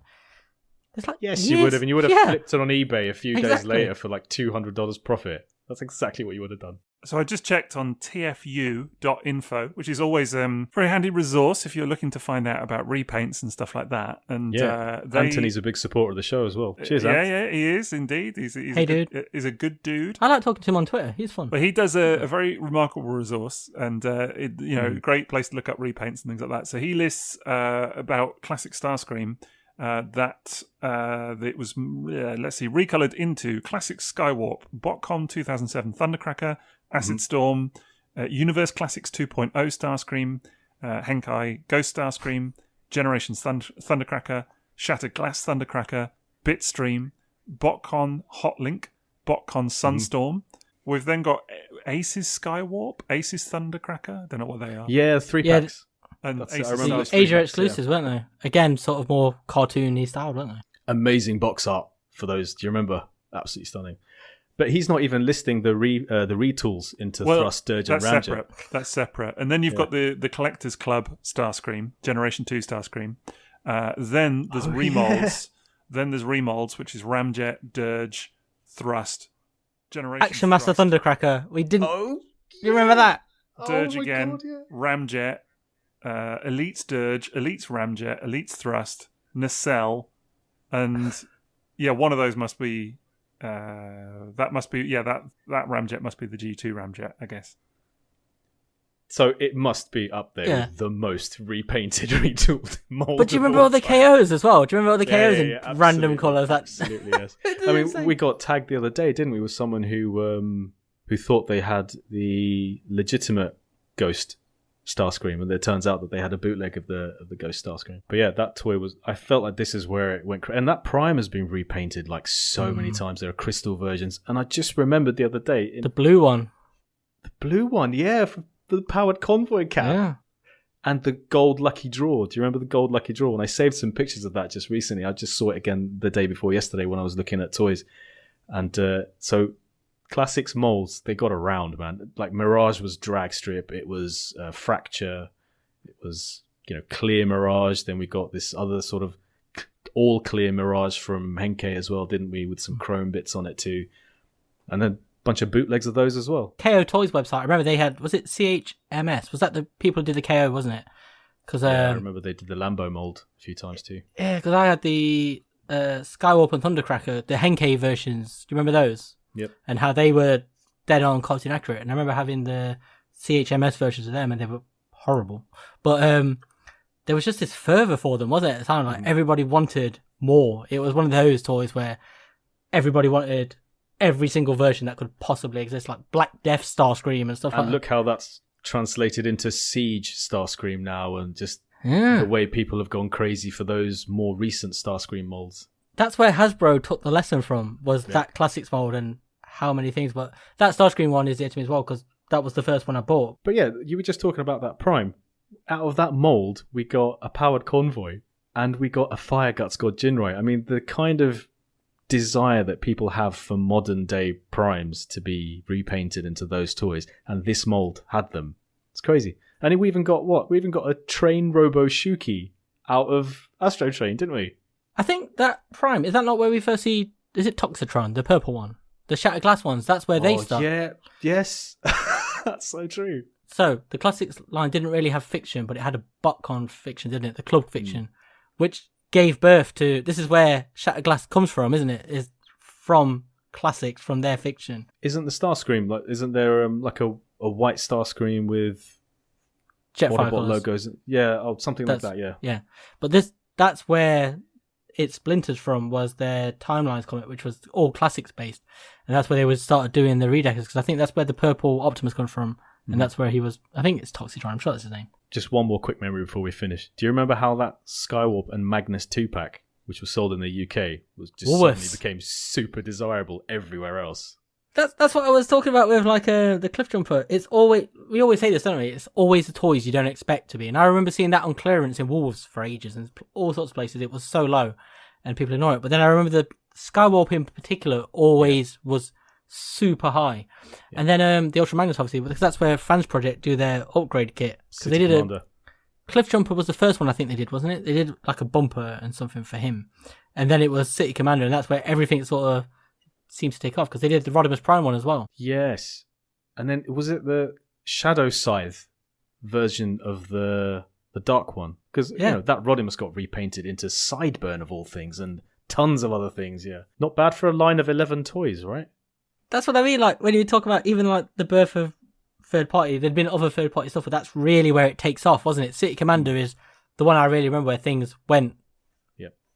And so, yeah, there's so many things this toy line does, and it's amazing. It doesn't get its due.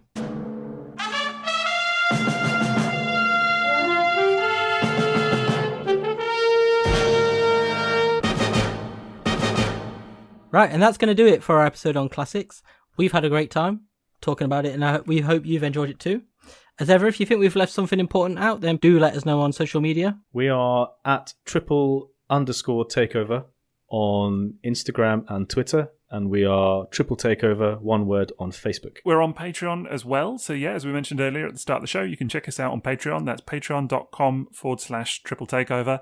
And there are many, many tiers. We keep referring to them. I know you can be a butler and get all kinds of exclusive content like minisodes and things like that. Sixo's Butler, that's the top tier. Or, you can just go for one of the lower tiers.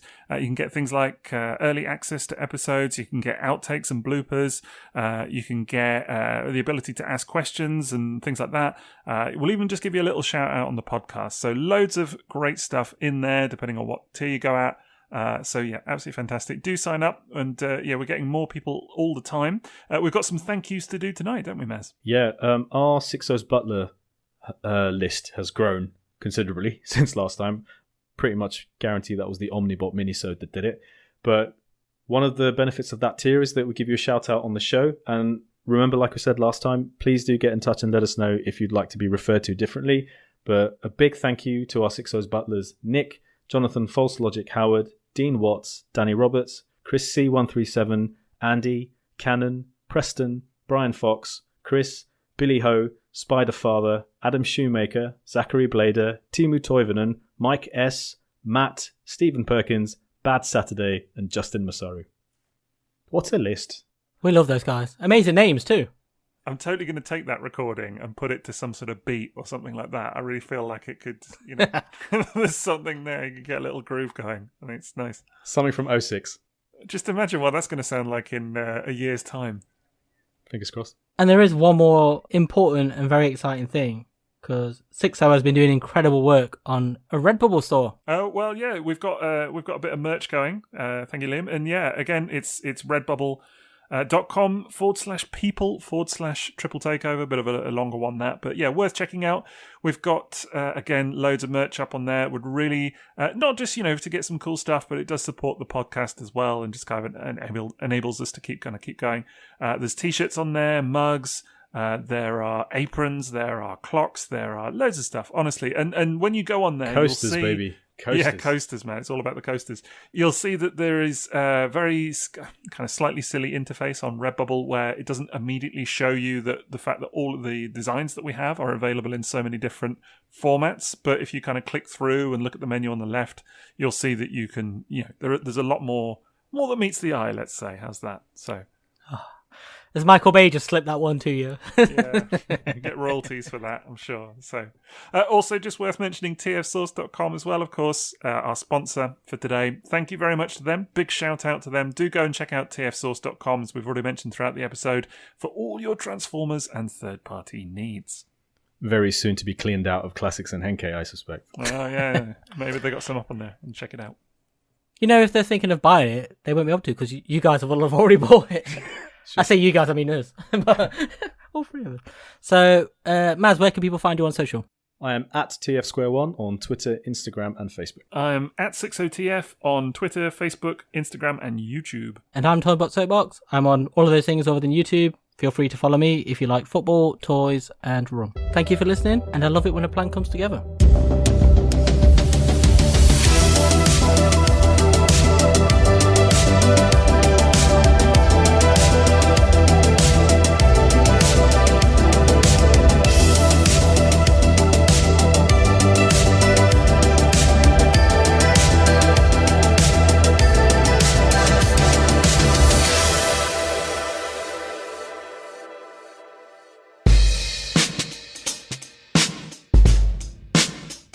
A big thank you to our Sixo's Butlers, Nick, Jonathan False Logic Howard, Dean Watts, Danny Roberts, Chris C137, Andy, Cannon, Preston, Brian Fox, Chris, Billy Ho, Spider Father, Adam Shoemaker, Zachary Blader, Timu Toivonen, Mike S, Matt, Stephen Perkins, Bad Saturday, and Justin Masaru. What a list. Heavy, dense, strong, sturdy, robust. It was like, whoa.